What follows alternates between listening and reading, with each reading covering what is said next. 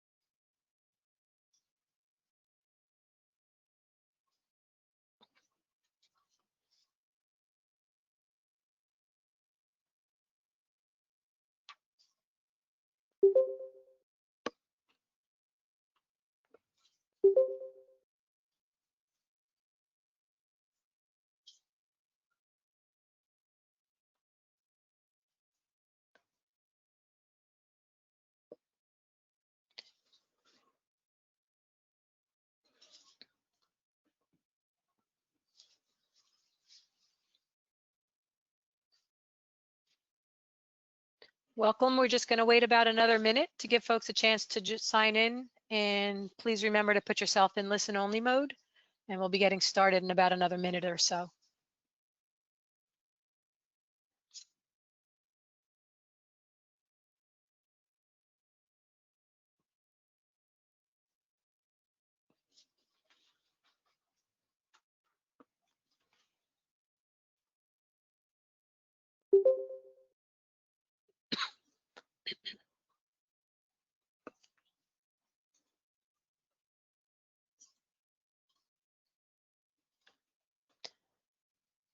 All right, welcome everybody. I have 11 o'clock. We're going to get started. I see some folks still accessing the webinar. They can join in, they'll hear us as we go. So we're going to go ahead and get started.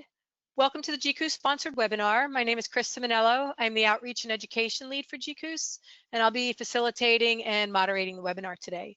We also have Jennifer Vreeland handling the technical aspects. So thanks, Jen, for keeping us moving forward and problem-free. For those not familiar with GCOOS, we're one of 11 regions of the U.S. Integrated Ocean Observing System. And our mission is to provide on-demand information about the Gulf's coastal and open ocean waters.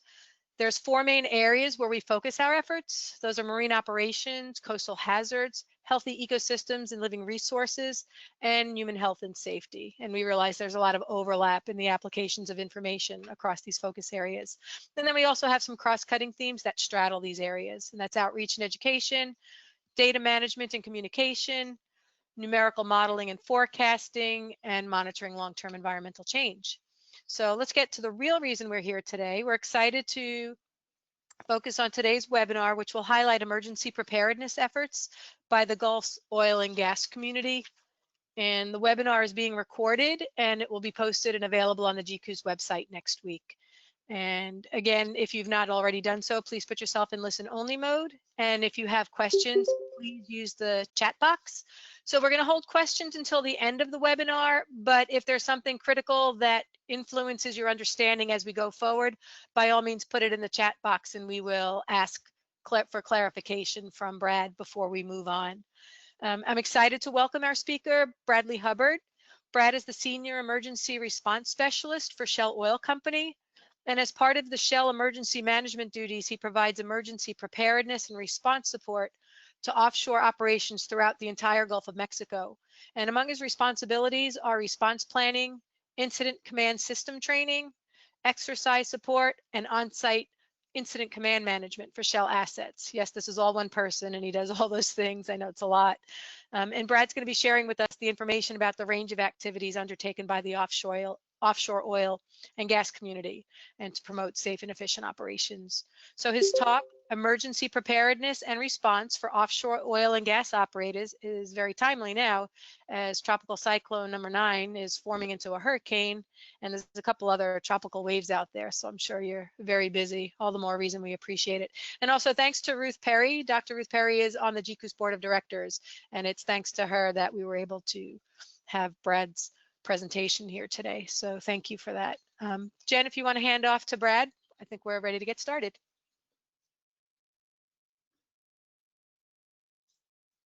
Okay, do a quick audio check and confirm that you all can see slides.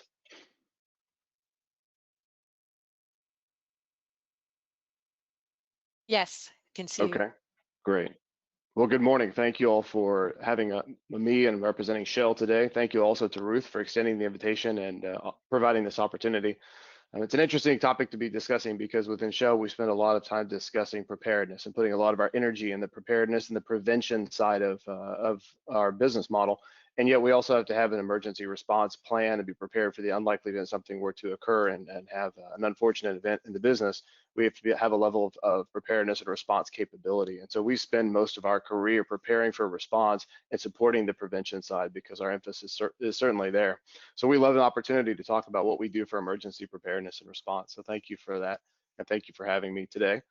Just a little bit about myself. I've been with Shell for 12 years, always in an emergency response capacity. I've had a very unique and beneficial opportunity to rotate through different business units and different roles within the company to see different parts of how Shell operates and how the oil and gas industry operates and understand our portfolio and have the opportunity to be involved in identifying those hazards and helping to manage the risk associated with those hazards as we continue to operate. So I've worked in refineries for a while with the fire brigade and the emergency response capacity in a refinery environment. I've worked in pipeline systems. I supported onshore operations for exploration and production, and now in the offshore operations for oil and gas exploration and production. Last year, I did a short-term international assignment with our global shipping fleet based in London, where I was supporting emergency preparedness and response for offshore maritime operations globally, based out of our London hub for shipping maritime operational element.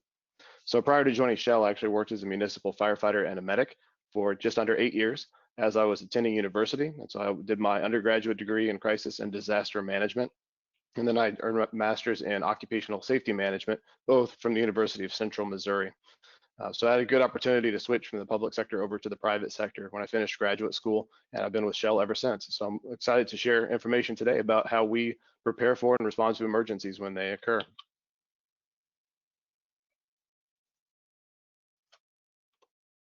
All right, so whenever we start a business meeting, be it in a field environment or be it in an office environment, we always start off with a safety moment and a safety brief.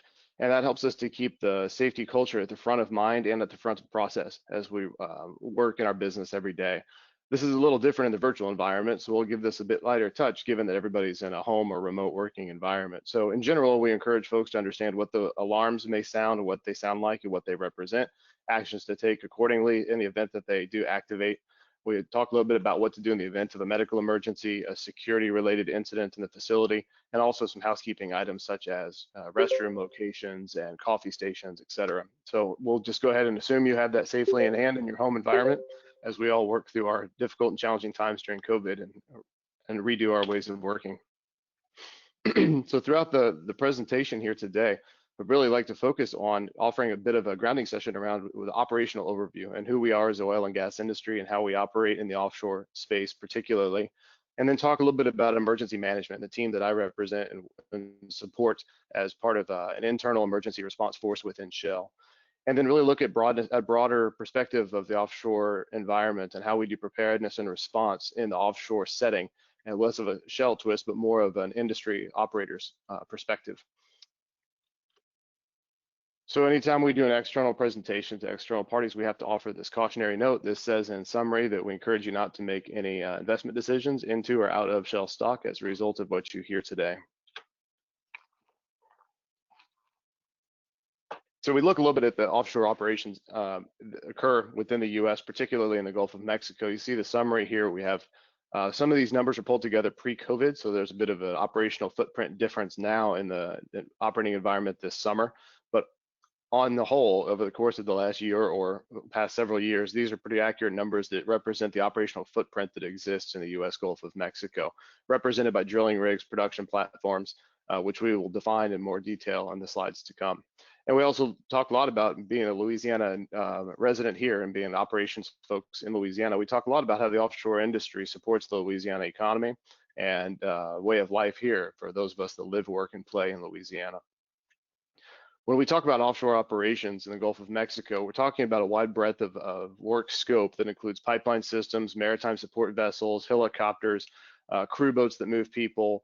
We have seismic activities. We have any number of different elements that are all support services to the oil and gas sector. And so it's not just a matter of the platform itself, but all the associated work activities that keep the Gulf of Mexico buzzing and generating energy for the country. So if we take a look at the different assets that operate in the U.S. Gulf of Mexico, you'll often hear people talk about a production platform or a drilling rig, and sometimes people say platforms, rigs, and they use those terms interchangeably. For us, they have different important meanings in that a drilling rig specifically is used for exploring for new oil. So drilling wells and looking for new oil. So generally a seismic activity is done early to get an estimation of where we believe oil would be using sound waves and analysis of those results of those tests.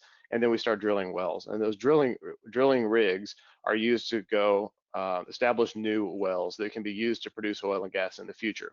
Generally, those are shown like the photo we see here is what we call a MODU, or a mobile offshore drilling unit. And that's a drilling rig that's represented here by the drilling derrick in the middle that's on board a ship that's a mobile unit. So because it's a ship that's under its own propulsion, it can sail around the Gulf of Mexico or points beyond under its own power. It uses dynamic positioning systems to hold the vessel on location within a certain margin to conduct drilling operations in real time in those moments.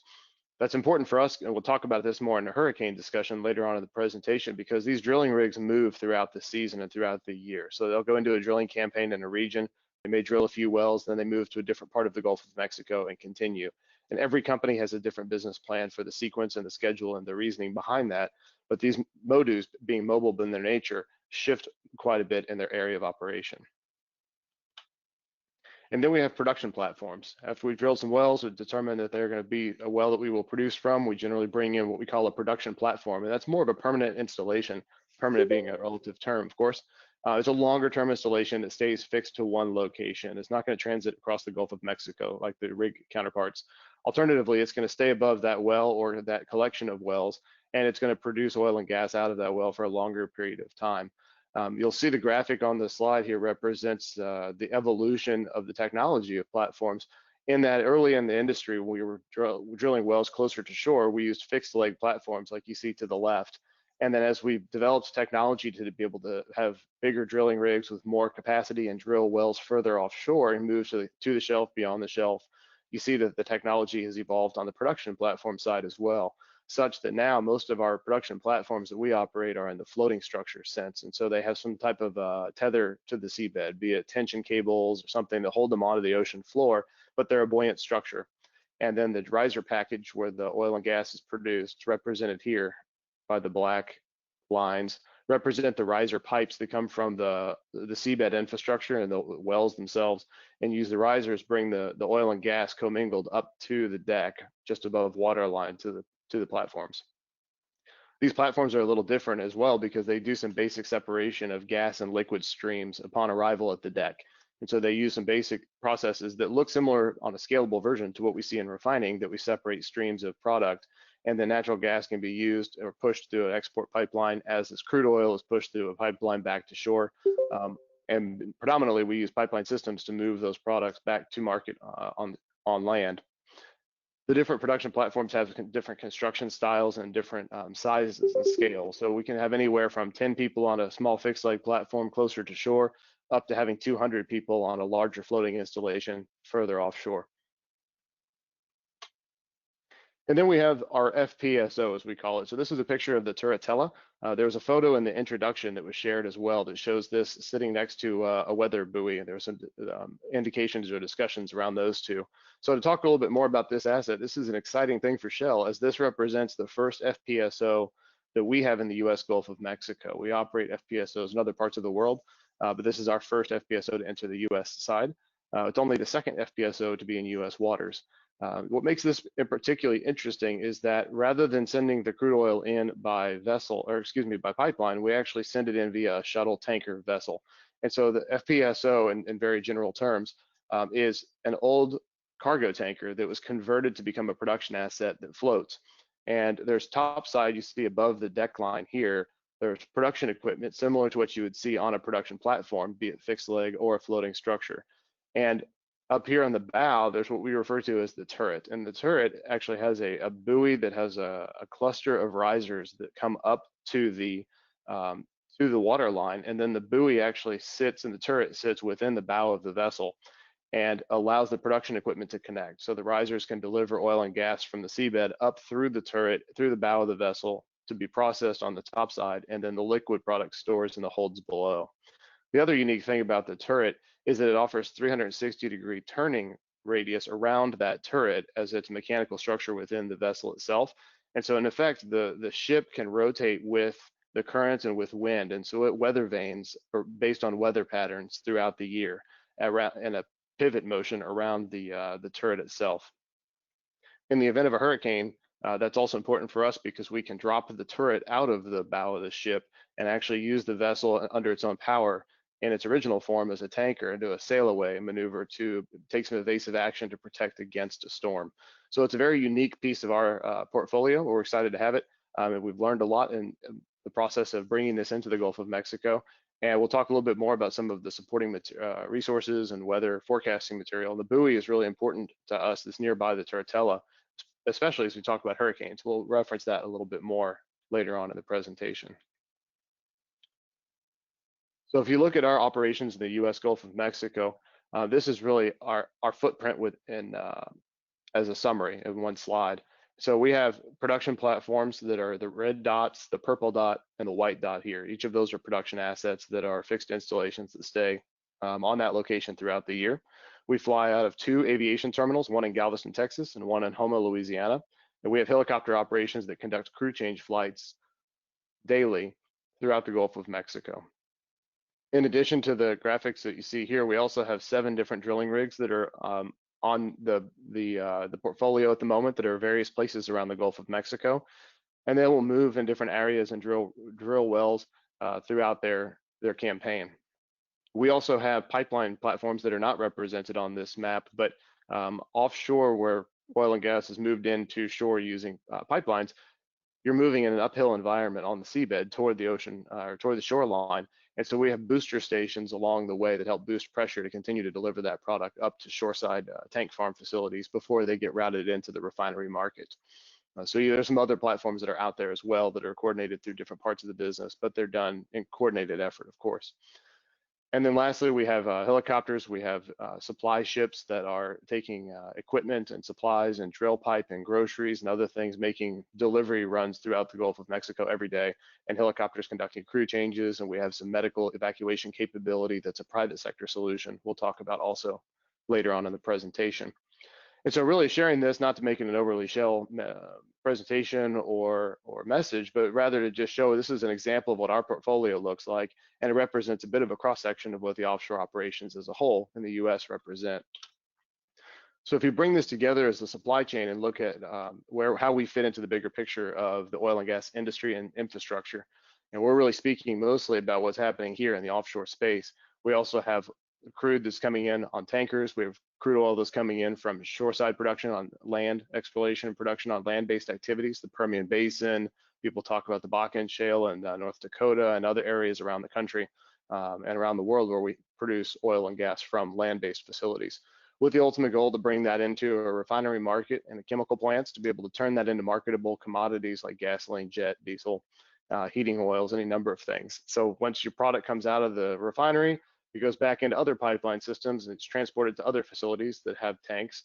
And that's where on the downstream side of the refinery, these facilities are often referred to as distribution terminals, and they're there to help distribute product out to market. And this is where your 18-wheelers will pick up fuel and will deliver to gas stations or to airports, what have you, as we deliver products out to the community and take it to open market and help supply the energy demand for the country. So within that, we as emergency management fit a we are a small organization that fits into a very large operational portfolio. And our job is to function as an emergency preparedness and response entity within the company to help provide emergency preparedness, emergency response, advocacy, regulatory interface. We do some assurances on the internal side as well to confirm that the methods and mechanisms on the right-hand side of what military term of right side of bang, if you will, when things go wrong, to make sure that the right-hand side is healthy and robust and able to respond. So we offer some business assurance back that we do have the equipment and the people and the training and the capacity to be able to respond in the event something should occur. Our staff is spread out across different parts of the world, as you see there. We have people in the Far East and in the Southeast Asia market. We have people that are located in the UK, in the Netherlands, Canada, US, Brazil. And we all work across different lines of business. So we talked a lot about upstream with the offshore operations. We talked downstream, which are pipeline systems, refineries, distribution terminals, et cetera. And then we also support other lines of business with new energies, with some of our specialty markets like lubricant fuels for engines, et cetera. So we represent a response capacity 24/7 around the globe where Shell has an operational presence by and large. So it's a fun, unique group. It's a lot of folks that come out of prior service military, predominantly Coast Guard, given that they have a lot of regulatory purview for oil spill risk to water. But we also have people like myself that came out of the municipal fire service. We have people that came out of aviation roles or maritime roles. We have a retired ship captain who's a Merchant Marine Academy grad who sailed tankers around the world and then transitioned to being a maritime discipline person in the company, and then transitioned again to be an emergency preparedness person that knows a lot about ships. So we really benefit from having a pretty diverse group that understand a lot as we approach our roles at looking from an all-hazard capacity to keep the business prepared. We'll take a quick breath there and also ask if anybody has any questions or clarifications about the offshore operational footprint as described.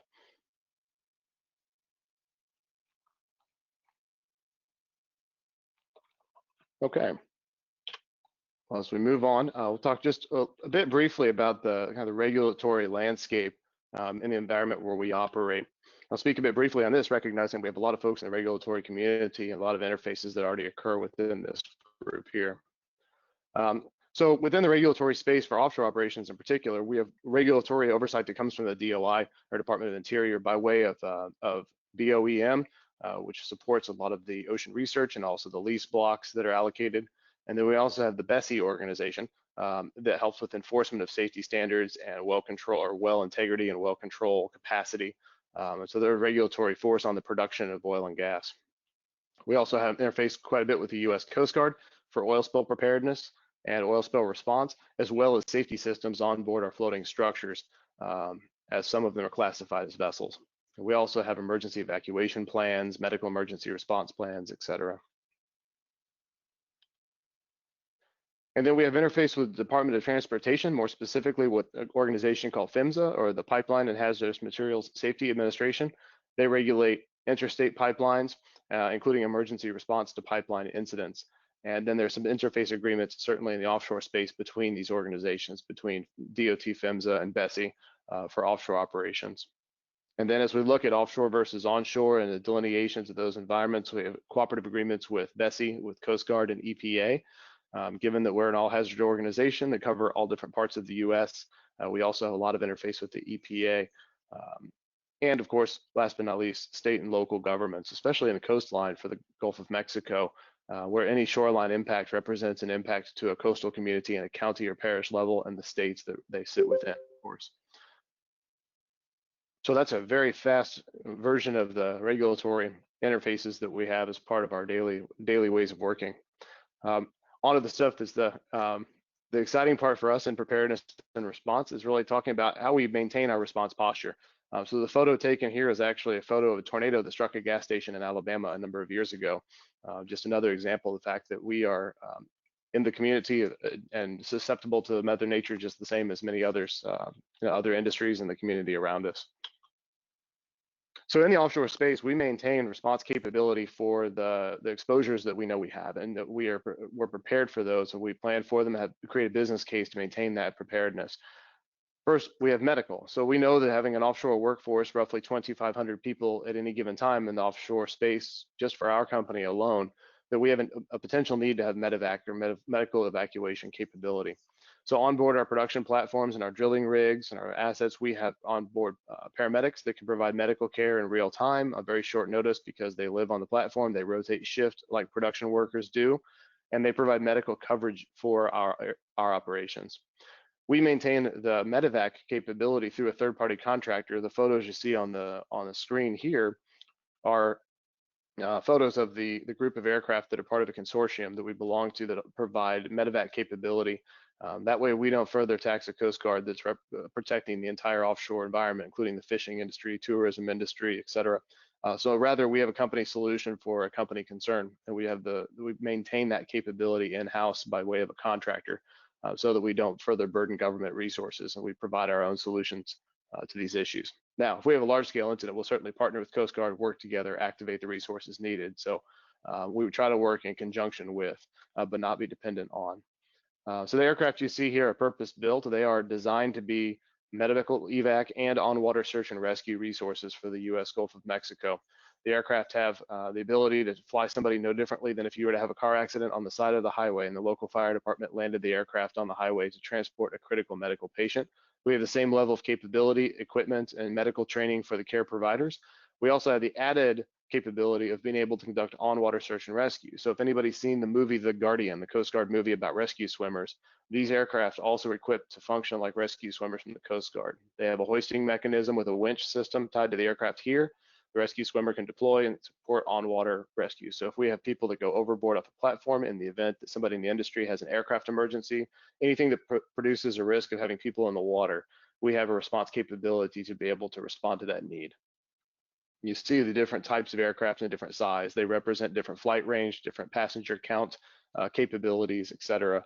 The aircraft in the background here is the same as this aircraft in the bottom right corner, just to give it a sense of scale and size. And I mentioned earlier that the medical capability is similar to what you'd see in a medical helicopter on land or in a ground ambulance, that they're all paramedics or nurses. They have the cardiac capability. They can do advanced level care to be able to stabilize a patient and transport them to definitive care at a hospital. We also conduct high angle rescue and confined space operations.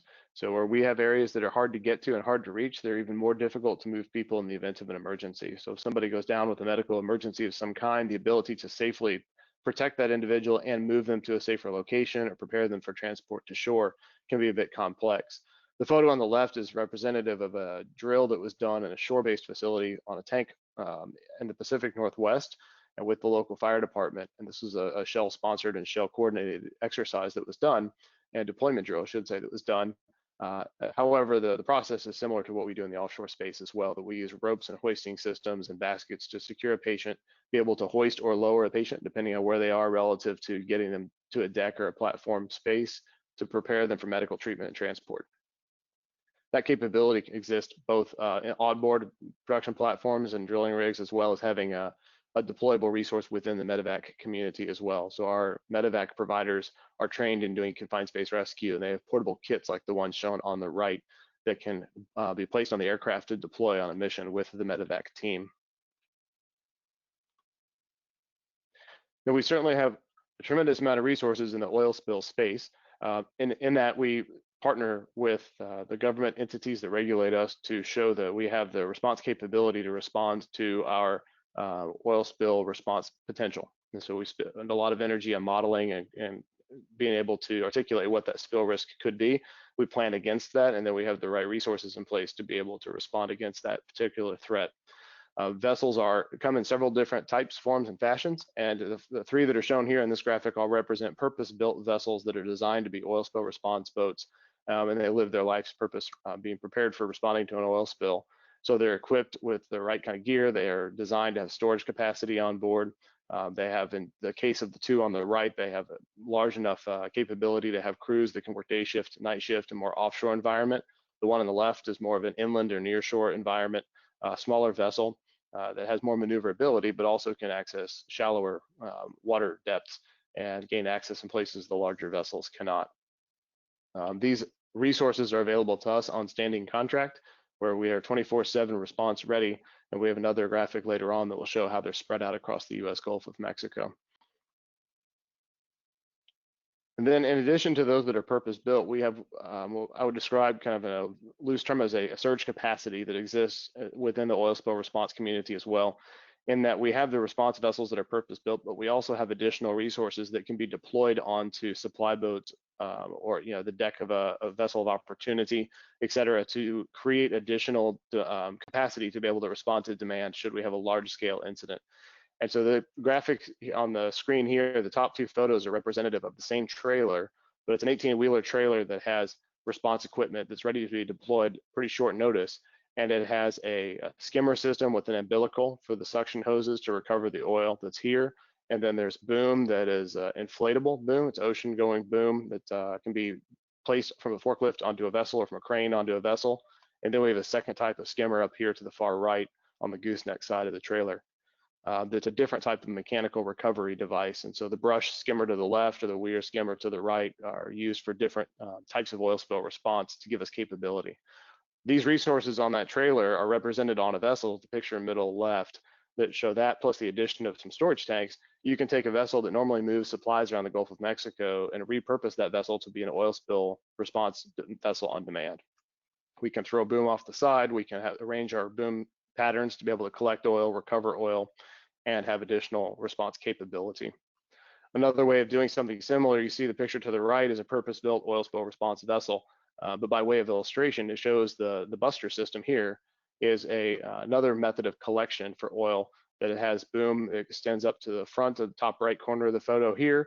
It brings it back to a V pattern. It comes through a catch basin in the back that has a bladder on the bottom so that the oil cannot entrain and go under the back storage reservoir in the back there.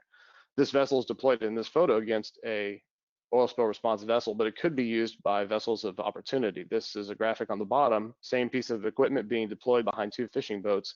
That photo is actually taken in South America using what we call vessels of opportunity or contracted fishing vessels. And because the storage capacity in the back is such that it doesn't, it protects that oil and does not allow it to entrain because it has a bottom to it. One vessel that has the skimming capability here can rotate between 2 or 3 of these operations and recover that oil as enough accumulates to recover, and thereby be more efficient because we can have more encounter rate. We can be putting more vessels out, collecting oil, corralling it and containing it until the recovery element can come through skimming and recovery back. So we have these different options at our disposal to be able to surge up quickly to respond to an incident should it occur.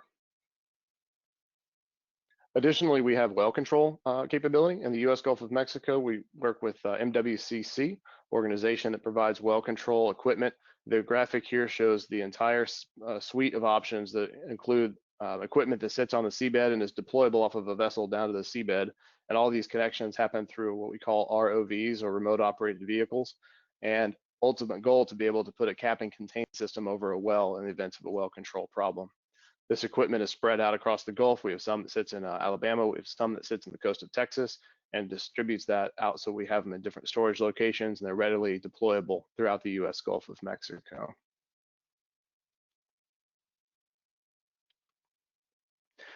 And then additionally, one that's near and dear to my heart is we have industrial firefighting. And we say that more broadly in the industrial firefighting sense because we use many of the same methods and tactics, be it in a refinery environment or if it's in an offshore platform or on an offshore platform.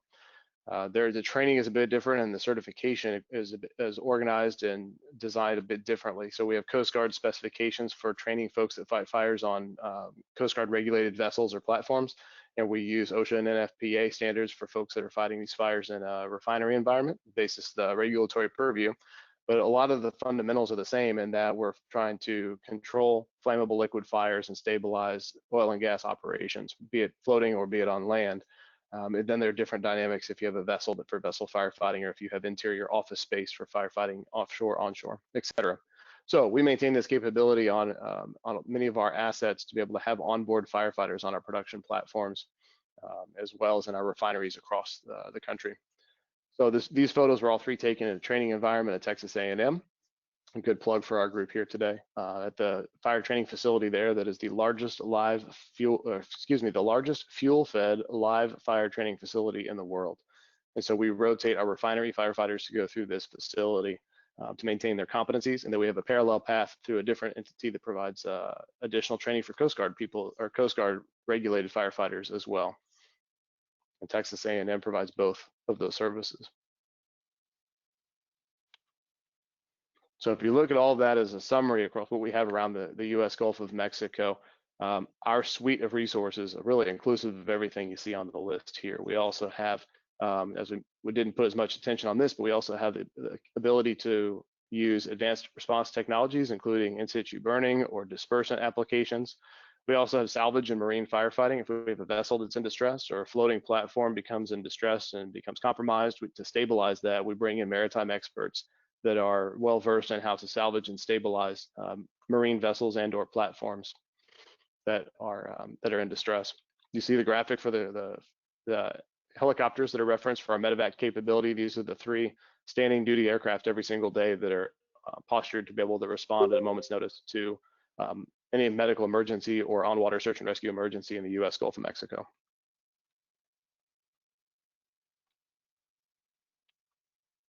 And then you see the spread of the oil spill response equipment and the well control equipment. So the red stars that are referenced here are locations where MSRC maintains equipment across the Gulf of Mexico, and the light blue stars are storage locations for CGA or Clean Gulf Associates, another oil spill response provider.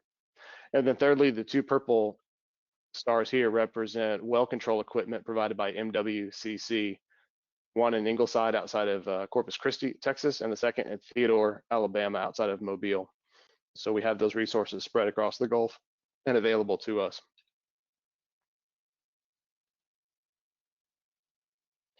So if we shift gears a little bit and talk about hurricane preparedness, which is certainly timely given the time of year we're in now, as well as the activities of the last several days, one of our threats that we know we have to be prepared for and we will likely see annually is a hurricane. And so in the offshore space, we maintain a hurricane team that's a subset of the business to provide the preparedness and response for a storm to get people out of the way, safely secure assets, and to mitigate the impact of an incoming hurricane. Our process really begins in January. At the beginning of the year, we start looking at changes to our organization, changes to our team dynamics, and we start preparing for the upcoming season. We update our hurricane plan. We plan for doing a workshop or a training session, and we have engagement with local government folks to understand changes that may be coming within their area of operation. And then in May, we deliver a hurricane workshop. That hurricane workshop is delivered with the intended audience being Shell personnel that will serve on the hurricane team for us throughout the season. It serves as a good platform to onboard new personnel to the team, as well as providing refresher training for those that are repeat members. One of the key focus areas we have in that is we invite external participants to come speak at our hurricane workshop every year, so that we promote the cross-business learning and try to learn from other industries and find out what other people do to prepare for hurricanes, and then offer to reciprocate that so we learn from each other, recognizing that it's preparedness for hurricane is in everybody's best interest. And so we try to leverage outside learning opportunities as well. One of our biggest changes we made this year is we actually took feedback from NOAA, National Hurricane Center, and others, and recognizing that we're seeing more storms happening frequently early in the season or prior to the official beginning of hurricane season. We shifted our entire planning premise up this year to have a make-ready target of May 15, so that we were ready to respond for a hurricane prior to the beginning of season starting. And that's proved to be very beneficial this year, as crystal ball was knocking on our door right at the beginning of season. So we're really happy with that decision, and we're really appreciative of National Hurricane Center and NOAA and the data that they share and the messages that they articulate in their preparedness sessions throughout the month of April or May when they were having the weekly webinars. We really benefited from hearing that and learning more about the science of the technology for prediction of trajectory and intensity, and about the historical information to help us get better as we continue to improve. So certainly appreciate that. And then from June until November, we do what a lot of folks do in the Gulf of Mexico, is we keep one eye on the Gulf and the Atlantic. We have information that comes in from NOAA. We have information that comes in from a third-party meteorology service, and we really marry that information together to help us to manage our operational footprint offshore. By using that information provided by National Hurricane Center as well as our third-party provider, it helps us to practice what we call risk-based and data-driven response posture. And so what we mean by that is that we always are looking at the data to see what is going to be, what we are expecting to be faced with in the Gulf, and then understand where our operational footprint sits and our number of personnel offshore. And we really want to use that information to be able to drive good decisions based on where our exposure sits.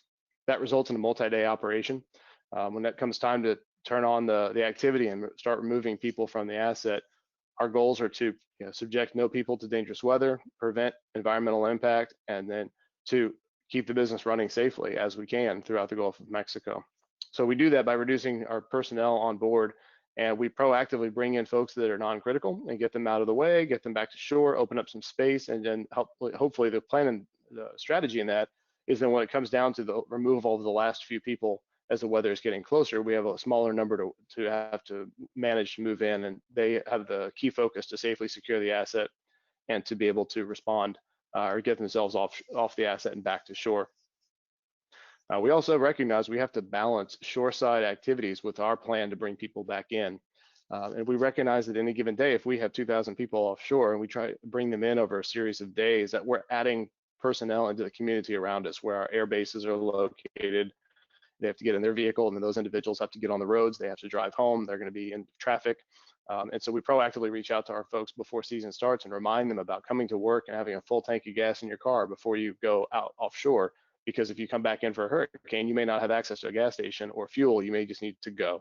So we try to keep our folks prepared as well to be able to help them safely transit from the base back to their home or to a hotel where they're staying, et cetera. So we manage those logistics so that we recognize the partnership between local government folks as we all try to protect the public around us. We safely shut in operations, and we get down to what we call our minimum levels of the people that are required to do the last tasks necessary to safely shut in the asset, and then we remove them from the asset to get them out of harm's way. Similarly, we shut in or suspend drilling operations with our MODUs, the term you heard earlier, the mobile offshore drilling units. And then we allow enough time for them to have sail away so that they can go to a safe location or safe distance to be able to evade weather conditions. We also have internal collaboration between functions. So the drilling side and the production side need to talk to each other. The logistics function for aviation and maritime, all these folks are coordinating this response effort, and we have a cadence that we get into throughout a storm for the check-in process and for managing our exposure. We also are monitoring the emergency response resources that are in a region. So if we expect shoreline impact to occur in Mississippi, Alabama, likely those oil spill response vessels and equipment that are on that map with those stars will be temporarily impacted or delayed from responding. So we have to recognize where we may have a delay in response capability in that area. And so we have to think about whom we would activate first to move across an additional sail time that might represent, et cetera, recognizing that the weather may create some limitations for us in that space. So as we talk about a storm, there are many things that go into us assessing the storm itself and also the action criteria about when to start evacuating people. But you see a list that are here. The graphic that's on to the right is actually pretty similar to the scenario that we're faced with right now. And so we had a storm in Irma back in 2017 that was acting pretty similar to the ice storm we're faced with right now, coincidentally, in that they both were coming through the Caribbean, they both were approaching the Cuba, and they're both forecasted to take a hard right and start moving north because of a frontal boundary coming northwest to the southeast. So in this scenario, this is really we get into risk-based and data-driven, as mentioned before, because in this graphic to the far right over here, there we go, where our operations for us specifically in Shell really extend about right here where the cursor is to the west. A storm that's that far to the east may not represent a scenario where we need to evacuate our personnel based on weather conditions seen on location. However, our planning process is several days out, and so as the storm approaches over here, we're getting close to a scenario where we're hitting the timeline that if it's a straight line across to the asset, then we very well would need to take action and would need the time to be able to move people. So the forecasting and the reliability of the trajectory modeling is so important to us because it helps us make good decisions about whether or not to put people in helicopters, fly them over water, hold them on location, how quickly to start our process, when we pause for a window of time. These are all really important things. And so the feedback we get from Hurricane Center and other weather providers is hugely important to the way that we make operational decisions.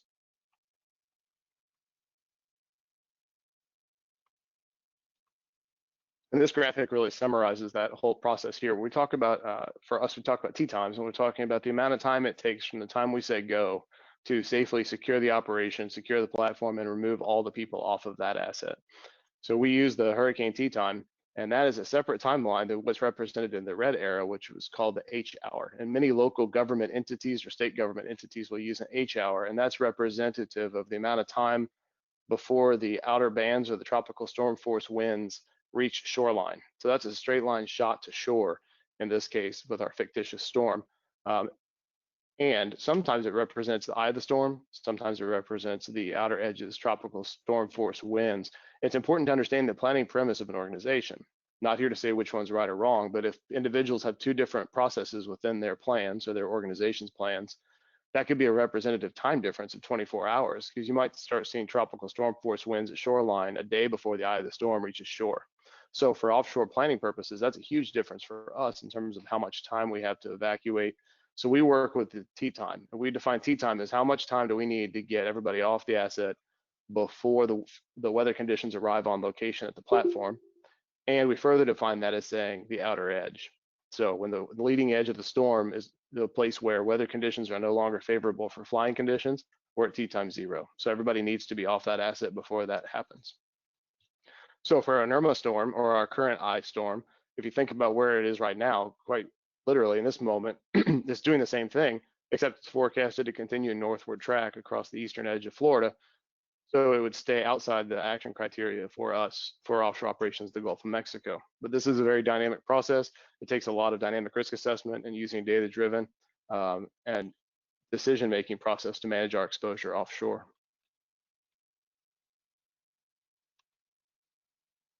And we use a lot of weather products from the Hurricane Center in support of these decisions. Several that we are really happy with are the arrival of tropical storm force winds graphic that's in the top left here. And this gives us an indication of when we anticipate seeing the arrival of those tropical storm force winds, and provides a good planning premise for how to plan our work activities and manage our risk exposure. Excuse me. The warning system that's shown on the bottom as well is really important to us, with particular focus on the addition recent years of having the storm surge warnings. And where we operate in a coastal zone and run marine terminals and facilities for vessel operations, and we have a lot of facilities in Louisiana where we're really susceptible to flooding, the storm surge warning really to us is a fantastic example of using the data to manage the risk. And really appreciate the efforts of the Hurricane Center. And coincidentally, Ken Graham from the Hurricane Center spoke at our workshop several years ago as a preseason activity when he was still in Slidell. And he was rolling out and sharing the introduction of this new process about assigning value to the risk for storm surge. And so that was a really good development for us, and we appreciate Ken's support when he was in Slidell, and congratulate him on his roles at the National Hurricane Center. And it's great to see a familiar face there. So certainly appreciate that. These tools really just help us to make good, educated decisions, and so we appreciate that that support. And then after storm goes through, we certainly have a keen interest to redeploy and get folks back out to a platform, conduct damage assessments, restart operations where we can do so safely. And this is a little different because on an evacuation, we talk a lot about people. In our Shell model of emergency response, we talk about people are our first priority, and that's still true. On the redeployment side after a storm, it looks a little bit different, but it's worthy of some explanation. We put a lot of focus initially on getting the infrastructure in place to be able to conduct flight ops and resumption of operations, movement of people. And so we look at whether the roads are safe to pass, whether we can gain access to the heliport facilities. Are the helicopter facilities ready to take helicopters, load personnel, deploy them out to a platform? We do damage assessments on the platform to determine if they're safe to occupy. And so there are a lot of background things that are happening in the logistics space that make it seem like we're being silent about people, but rather what we're doing is trying to make sure we have the infrastructure in place to safely resume our operations so that we don't put our people in harm's way, but rather we're confident that they can return to the asset and operate safely. See a lot of conditions around backside flying conditions with a lot of concern around backside flying conditions.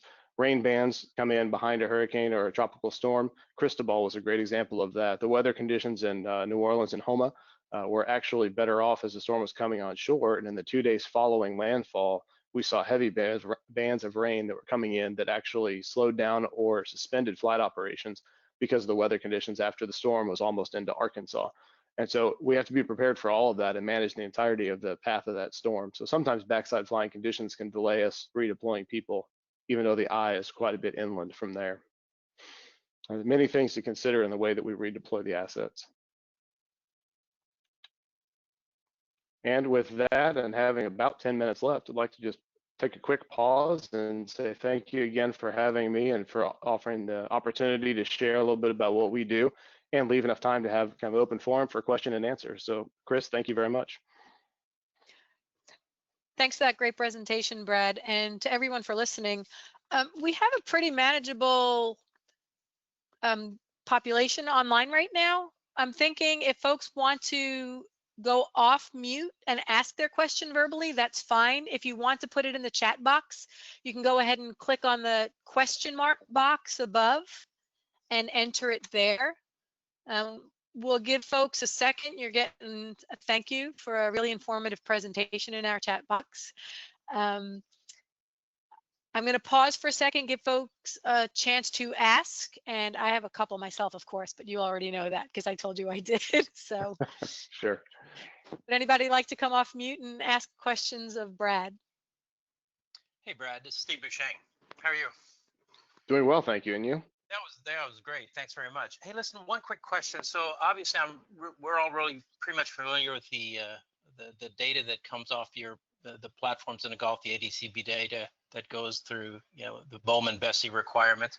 But I was kind of curious when you were talking so much about the hurricane preparedness, and are y'all capturing, you know, other types of meteorological data as well as not so much for the hurricanes, but any other, you know, chemical water process data and is it distributed anywhere out? You know, is it available to the public for researchers to use? You know, I'm going to default to Ruth on that one because I think she has better line of sight on that because that seems to extend a bit beyond some of the emergency preparedness side. Yeah, I knew she was on. Yeah, thanks, Steve. Good question. Right now, no on direct platform things. We don't have a lot of integrated sensors beyond that. We are starting to get some of our meteorological data, trying to put that out a bit if we have sensors on platforms. We're looking at some new things like re-examining LIDARs on platforms with USM under the national academies. So I think there's some things to come. We're also supporting some of those observations on other existing platforms. So for instance, the new buoy at the Flower Garden Banks around ocean acidification, which continues to provide data on freshwater.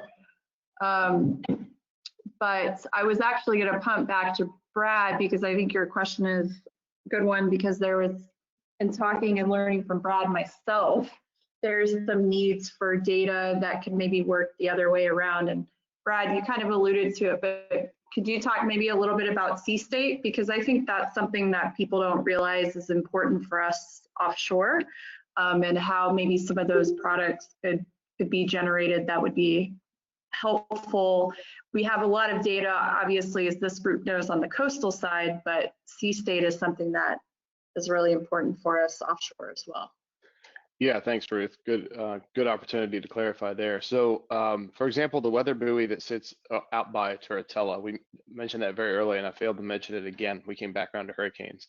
That provides really important information to us as kind of a leading indicator of weather conditions, because where the Turritella sits south and kind of central to the Gulf, for a storm that comes up from the Bay of Campeche or comes across from the Caribbean up toward the Gulf of Mexico, more often than not, that asset's going to be the first one to reach an action criteria for us.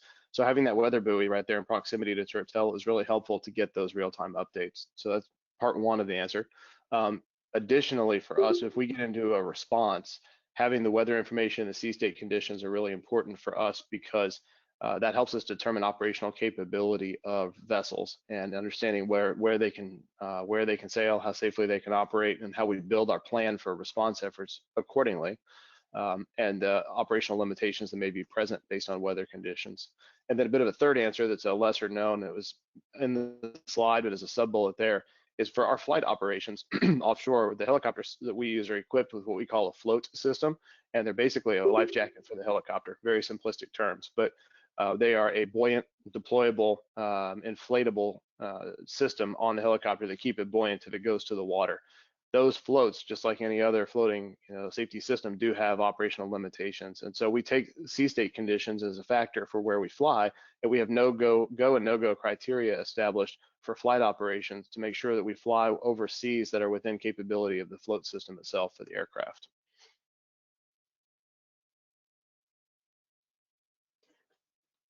Thanks, Brad. Any other questions? Yes, this is Luz, an oceanographer with RPS. Thank you for the presentation. It was very interesting. With Shell being a global company, how do you standardize response plans? For example, when speaking about oil spill response, some countries do not allow the use of dispersants and some others do. So what is Shell's approach to that? Yeah, that's a great question. So we approach that in two different angles. We have internal health and safety documentation minimum requirements for emergency response preparedness that are business decisions about how we prepare for respond, and that helps to standardize our processes across the globe, especially to account for areas where regulatory guidance may be different or regulation on a particular topic might be silent in a certain country or region. So that helps us to standardize internally. And also, we try to orient and align ourselves with industry, trade associations, and consensus documents, whether that be an NFPA standard or an API document or an IPCA document that help to provide industry consensus on best practices for emergency preparedness and response and the science behind that. Thank you. Thanks, Brad. You also have a question here from Allison, who had to jump off, but the question is, let's see, preparedness-wise, what sort of onshore facilities are available and supported for handling marine offshore species that could be affected by an oil spill? Sure, yeah, so good question. So we have partnership agreements and have folks documented in our plan that are trained oiled wildlife handlers and rehab organizations, and they have network of response facilities and also capability trailers with tools, with washdown stations, crates and materials used for the recovery side, and then secondly, the rehab side, scattered across the Gulf of Mexico. There's some in the Northeast. There's other providers that we have out there that we have partnership agreements with that we can bring them in and they can turn on response efforts to try to help protect and rehab wildlife. Thanks. I'm trying to mind my facilitator manners by letting others ask their questions first before I jump in there. Do others have questions for Brad? Okay, so my question is, you were talking about the great benefits of the FPSO, the floating production system. Mm-hmm. Is there a reason there are so few of them? Is it a matter of cost, or you said that's the only one in the Gulf operating? Why is that? That's a good question. It's a relatively new technology for the Gulf of Mexico. I think there's ongoing discussions as the new technology comes in. I don't have a lot of the background information about when the first one arrived or why the second one is now here. That came relatively new to us in the last few years, so it's pretty new in this space. They are used in different parts of the country. There are different operational considerations. For example, hurricanes that other parts of the world do not have to contend with as well. So that certainly factors in. Interesting, thanks. And so I heard sea state. I'm wondering, are there other products or data gaps that this community, now that you have our attention, what are some things that we could provide to you that you don't currently have, or that you think you have a contract meteorologist and you use the NOAA National Hurricane Center? Are there data sets or time series that would be beneficial to produce products that would help you make more informed, timely decisions? Because really, time is money. It seems that it's all about when those first bands get there. Sure. I think that there's some really exciting technology that's coming around in the space of utilizing satellites for monitoring, and that could be as surveillance, or it could be done reactively, I guess, for a storm, or for after a storm, or for an oil spill or other kind of emergency that's been identified. So the interface with the satellite technology and the speed to be able to relay that information and interpret that information to the output data set is really exciting. Also, I think that another growing field that we continue to work and evolve is in the use of UAVs, or unstaffed aerial vehicles, often known as drones. Our aviators don't like the term of drones as much. They prefer UAVs, but that represents a response capability that's deployable off the deck of a vessel. Provides video. It provides sometimes it can have some type of infrared depending on how you're equipped, and that provides really good feedback, but it's also very local. So the ability to move that data back to shore and be able to interpret and to be able to make guide response decisions accordingly. I think things that we can do more remotely, kind of in parallel, or symbolized by what we're doing now with COVID. We're all learning how to work in a more remote environment and to be able to move data back and forth and to be able to share that information and do the analytics of that. And then with a goal of taking that work and turning that into the ability to respond, and in some cases the ability to prepare better if we can do that proactively. So I think satellites and UAVs and other aerial devices that can do surveillance work are really exciting new things for us. We continue to learn more about. That's great, thanks. And I guess one more question for you is related to, oh, go ahead. Nope. Sorry, I was going to ask Brad, in terms of the ocean products, you showed a bunch of the National Weather Service, a lot of different products that we have to go to and look at the individual products. Would it be helpful if these were kind of synthesized into a one-stop shop, and maybe just talk a little bit about the rate that we're making decisions, that we're making them, not on 100% of having the information, but, trying to access like all this ocean data, meteorological data, synthesize that into a risk management decision. Because I think from the GCOOS perspective, they're very good at doing what you said, bringing all that data together, different types of data into a product. But what would be most helpful for you, the non-oceanographer, to have at your fingertips? Yeah, that's appreciate the caveat of the non-oceanographer too. That's good. For us, and particularly in my perspective, being involved in a response effort and looking at field operations, all that information is really important, and the ability to gather it and to interpret that is important, and to provide that in a consumable platform, be it a dashboard style or whatever terminology you want to use, is really helpful, with the end result of helping us get to go and no-go criteria or operational limitations that help us to make response decisions. And so if we have to assign different vessels to different locations based on weather, if we have to choose whether to fly or not fly because of weather, those things are really important to us. And so getting all of the information and the weather and meteorological information is really important, but then what we do with it is where it really shifts over to us, that we consume that through a different lens of how to turn that into work in the field, and what things to turn on, what things to turn off. And so the ability to quickly delineate go, no go, or okay and not okay, like the Hurricane Center has the different color coding along the shoreline, so kind of what your risk profile looks like based on the color your shoreline is at where you happen to be looking. Those types of things that are really quickly consumable and help us drive decisions about what to do. Because oftentimes in initial response, we're building the plan as we go. And then using ICS, as a lot of folks know here from being a part of NIMS and being an oil spill response, the ultimate goal is to get past the initial response phase to a more managed tempo, where you manage today and the current real-time operations, and in parallel, you're also responding, building a plan to respond to tomorrow.